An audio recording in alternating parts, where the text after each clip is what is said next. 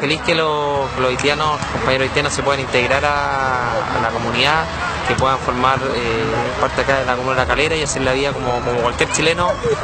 Feliz de que estén jugando acá fútbol, el deporte más popular de nuestro país, que se sientan, como te decía, como un chileno más, y feliz de poder también orientarlos respecto a la regularización, respecto a los nuevos trámites administrativos y la nueva ley que se está tramitando en el Congreso.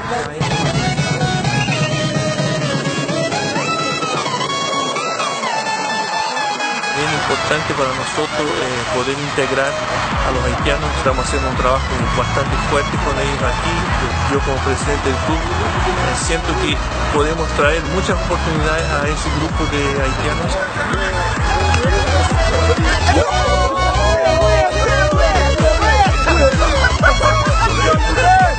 Para mí me parece bien para hablar con nosotros de la ley de la migración, de la nueva ley, de todo lo que tenemos que hacer de allá de nuestro país, va a venir para acá.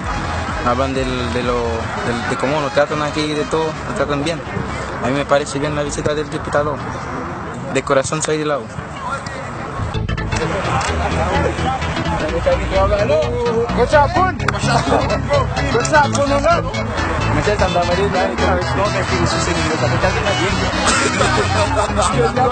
No